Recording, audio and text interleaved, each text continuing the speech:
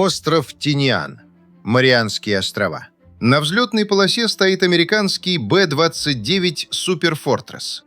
Один из сотен самолетов, которыми Америка выжигала японские города в последние месяцы войны. Но в эту ночь на его борту находится груз, которого еще никогда не применяли в бою. Урановая атомная бомба. Кодовое имя «Little Boy». В кабине «Тибетс». Рядом второй пилот Роберт Льюис. В экипаже бомбардир Томас Ферриби, навигатор Теодор Ван Кирк, радисты, инженеры, стрелки. И капитан Уильям Парсонс, человек, отвечавший за бомбу. Парсонс принимает решение, которое показывает, насколько опасным был сам груз. Бомбу не приводят в окончательное боевое состояние на Земле. Это слишком рискованно при взлете. Он сделает это уже в воздухе. В 7:30 утра Тибетс объявит экипажу, что они несут первую в истории атомную бомбу, применяемую в бою. Через 43 секунды над городом вспыхнет свет ярче обычного взрыва. Война еще не закончена. Япония еще не капитулировала. Но утром 6 августа 1945 года человечество уже перешло границу, которую само до конца не понимало. И далеко от Хиросимы, на Корейском полуострове, этот взрыв тоже станет началом новой главы. Потому что конец Японской империи принесет Корее освобождение, но вместе с ним раздел, оккупационные зоны и линию на карте, за которую вскоре погибнут миллионы. 15 августа 1945 года император Хирохито обращается к подданным по радио. Япония принимает условия капитуляции. 2 сентября на борту линкора «Миссури» будет подписан официальный акт о капитуляции. Мир празднует окончание Второй мировой войны. Но на Корейском полуострове история только входит в новую фазу. Корея была под властью Японии с 1910 года. Формально это называлось аннексией. На деле – потерей государства, языка, политической субъектности и права распоряжаться собственной судьбой. Японская администрация перестраивала Корею под нужды империи. Земля, промышленность, школы, полиция, печать – все подчинялось колониальному управлению. Корейцев заставляли принимать японские имена, ограничивали использование корейского языка, преследовали независимые организации. В годы Второй мировой войны давление стало еще жестче. Корея превратилась в ресурсный тыл Японии. Людей мобилизовали на заводы, шахты, стройки, в армию. Тысячи женщин стали жертвами японской армии, известной как система «женщин для утешения». Поэтому август 1945 года для корейцев был моментом огромной надежды. Колониальный режим исчезал. Казалось, теперь Корея наконец вернет себе государство. Но в большой политике освобождение редко бывает чистым. Война заканчивалась не только на японских островах. Ее последний акт разворачивался на огромном пространстве, от Маньчжурии до Сахалина, от Курильских островов до Северной Кореи. 8 августа 1945 года Советский Союз объявил войну Японии. На следующий день Красная армия начала масштабное наступление против Квантунской армии, главной японской группировки в Маньчжурии. Для Москвы это был не случайный шаг. Советский Союз выполнял обещание, данное союзникам на Ялтинской конференции, вступить в войну против Японии после разгрома Германии. Но одновременно Сталин решал и собственные задачи. СССР возвращал влияние на Дальнем Востоке, получал контроль над Южным Сахалином и Курильскими островами, укреплял позиции в Маньчжурии.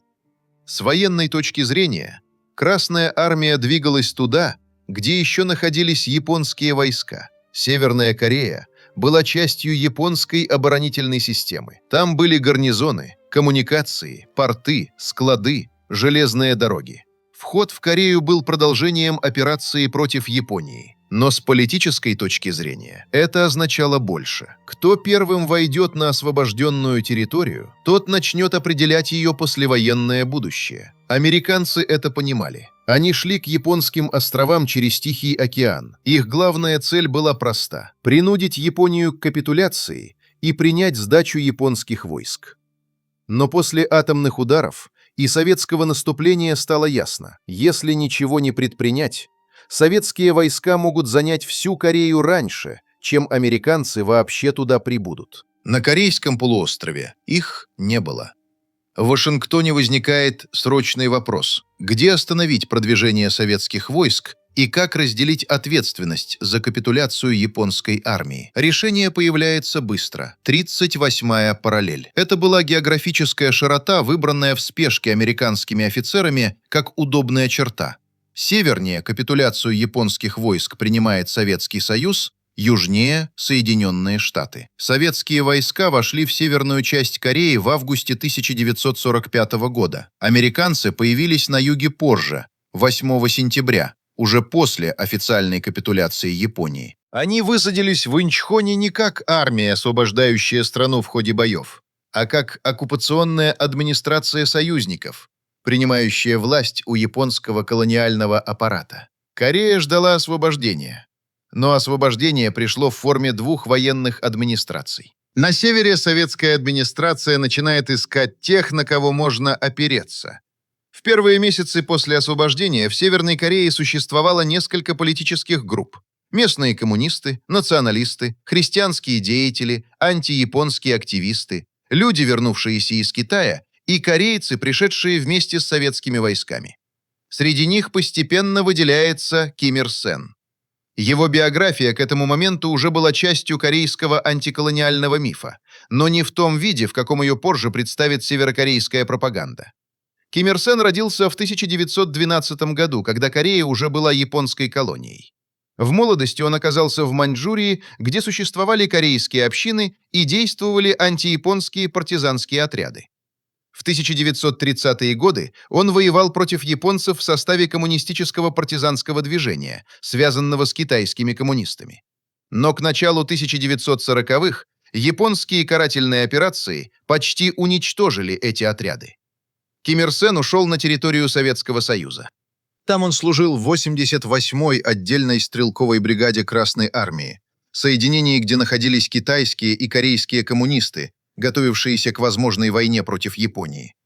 Он возвращается как антияпонский партизан с советским опытом, с военной биографией и с важным преимуществом. Он был удобен Москве. Он был корейцем, имел революционное прошлое, не был связан с южнокорейскими элитами. И главное, он зависел от советской поддержки. 14 октября 1945 года в Пхеньяне его публично представляют как героя сопротивления. С этого момента начинается не просто политическая карьера Ким Ир Сена, а создание нового режима. Советская администрация помогает строить на севере систему народных комитетов, силовые структуры, партийный аппарат. Проводится земельная реформа. Японская собственность и крупная промышленность переходят под контроль новой власти. Для многих бедных крестьян это выглядело как социальная справедливость после десятилетий колониального гнета. Но одновременно Север быстро превращался в политически закрытую зону. Конкуренты оттеснялись. Националисты теряли влияние. Несогласные исчезали из публичной политики. Власть концентрировалась вокруг коммунистов и лично Ким Ир Сена. На юге картина была другой и гораздо более хаотичной. Американские войска сразу столкнулись с проблемой. Они пришли в страну, о которой знали очень мало.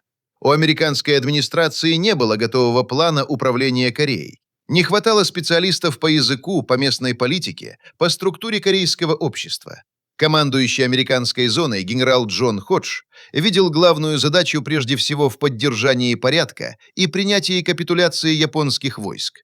Но к моменту прихода американцев корейцы уже начали самоорганизовываться. По всей стране возникали народные комитеты. Они брали на себя местное управление, охрану порядка, распределение продовольствия, возвращение собственности. В сентябре 1945 года была провозглашена Корейская Народная Республика. Не северокорейская КНДР, а попытка создать общекорейскую временную власть снизу. Однако американская военная администрация эту структуру не признала. Народные комитеты выглядели слишком левыми, слишком революционными и слишком уязвимыми для советского влияния. В условиях, когда союзничество быстро превращалось в недоверие, это стало решающим. Американцы сохранили значительную часть административного аппарата, доставшегося от японской колониальной системы. Многие чиновники, полицейские и управленцы, работавшие при японцах, остались полезными новой власти просто потому, что знали, как управлять страной. Для корейцев это было болезненно. Люди ждали освобождения от колониальной системы, а на местах часто видели знакомые лица, бывших служащих японского режима, теперь уже под американским флагом. Так на юге складывается взрывоопасная смесь. С одной стороны, левые, профсоюзы, крестьянские комитеты, участники антиколониального движения, сторонники радикальных реформ. С другой – консерваторы, крупные землевладельцы, антикоммунистические организации, христианские круги, бывшие чиновники, полиция и националисты, которые боялись, что Корея станет коммунистической.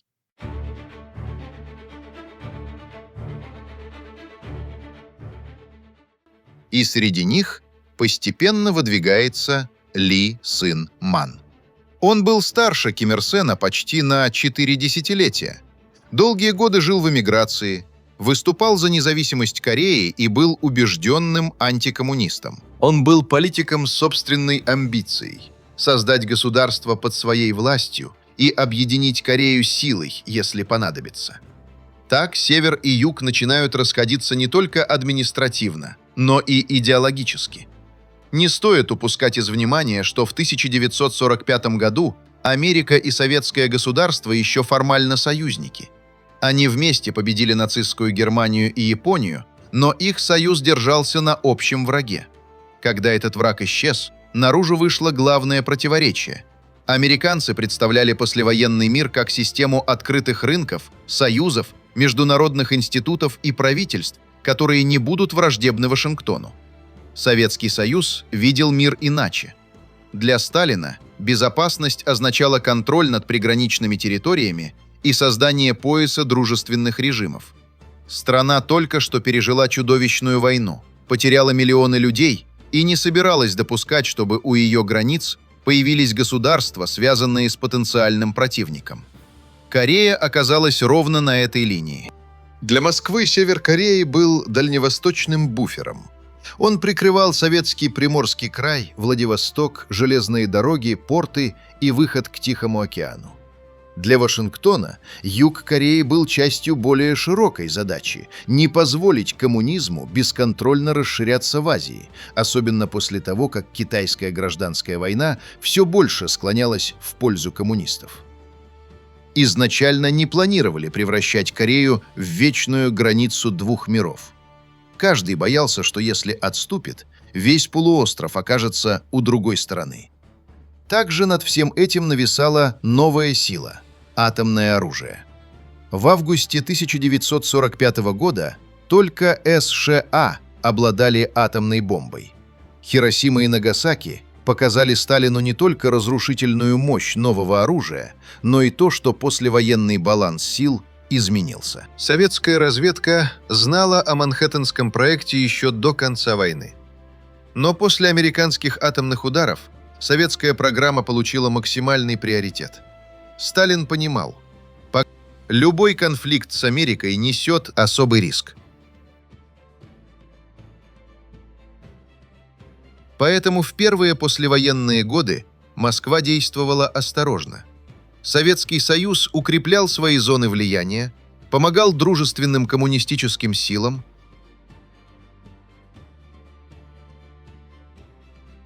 29 августа 1949 года Советский Союз испытал свою первую атомную бомбу. Американская ядерная монополия закончилась. Это не означало, что Сталин теперь хотел мировой войны. Скорее наоборот. Он по-прежнему боялся прямого столкновения. Но психологический и стратегический баланс изменился.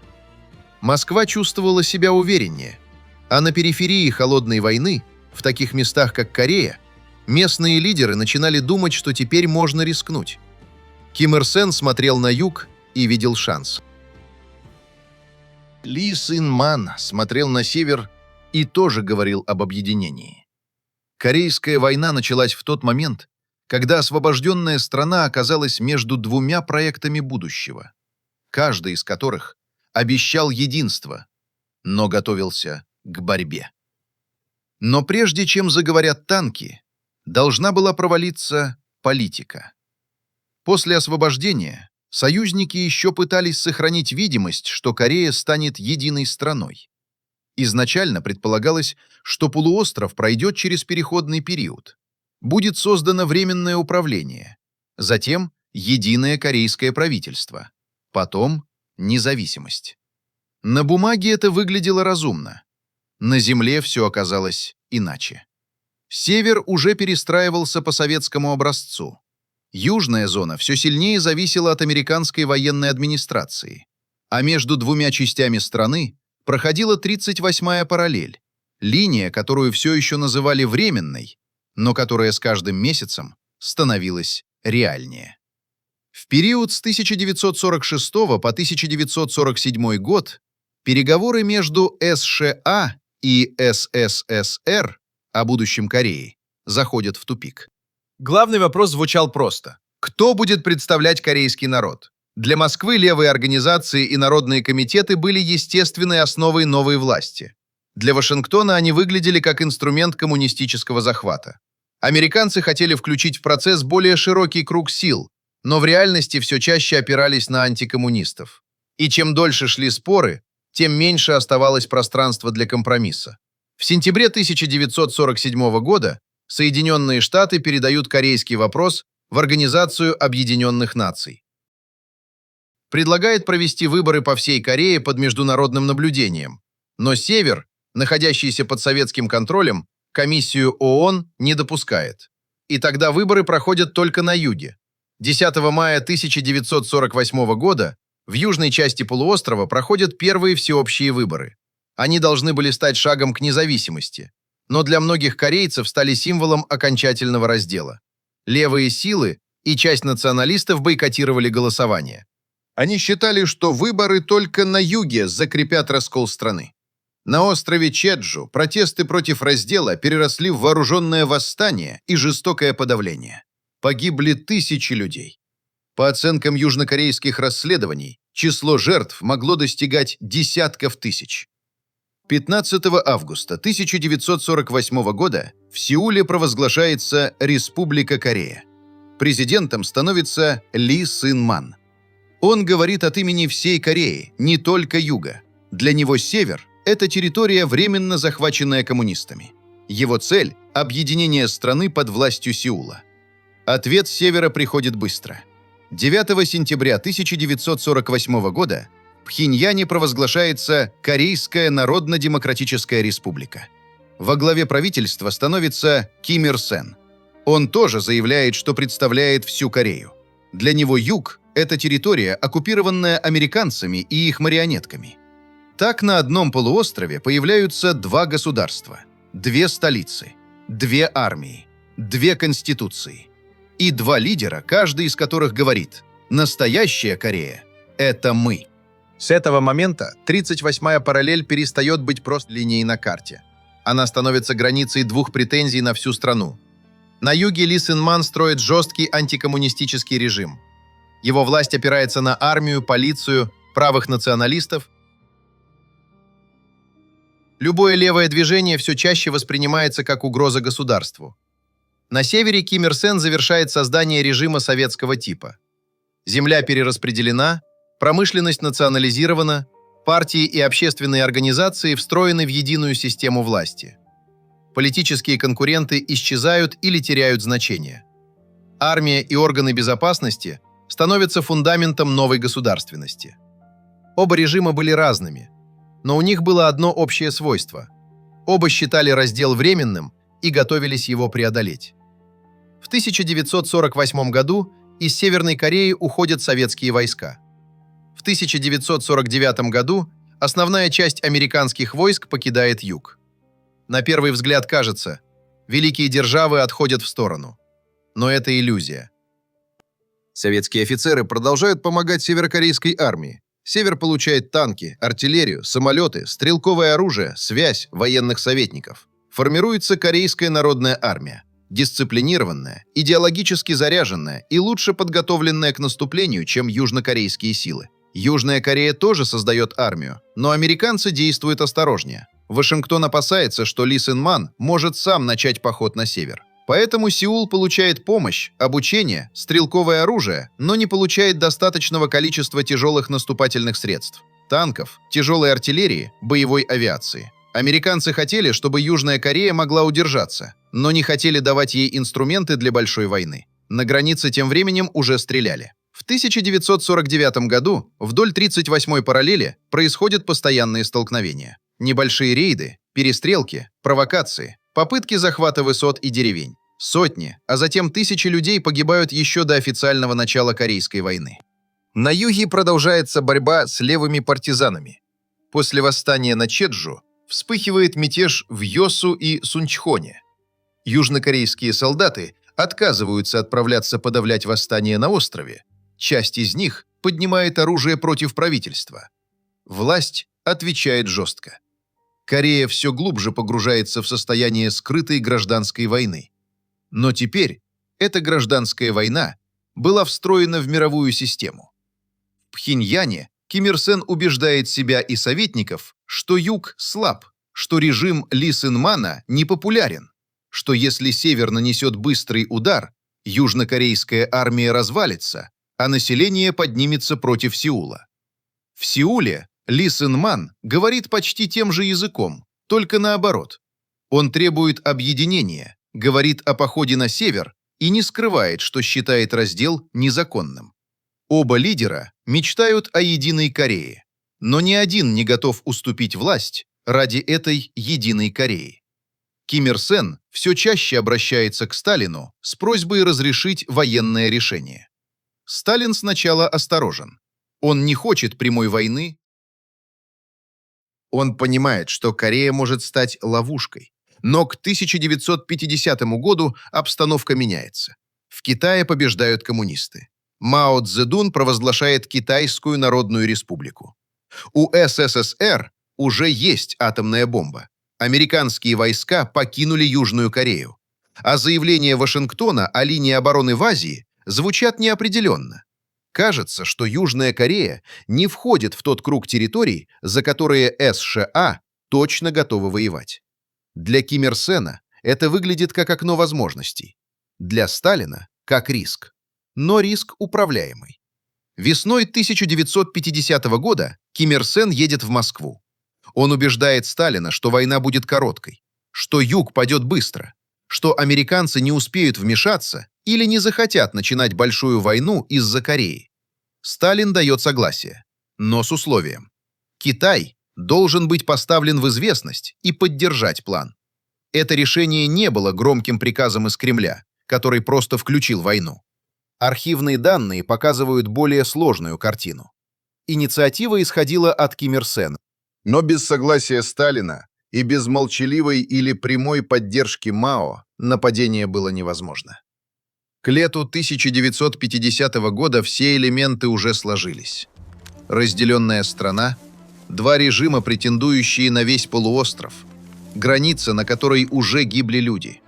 Северная армия, готовая к наступлению, Южная армия, плохо оснащенная для отражения танкового удара. Сверхдержавы, которые не хотели мировой войны, но уже создали условия для войны локальной. И лидеры, которые верили, что история дала им шанс. Оставался только приказ.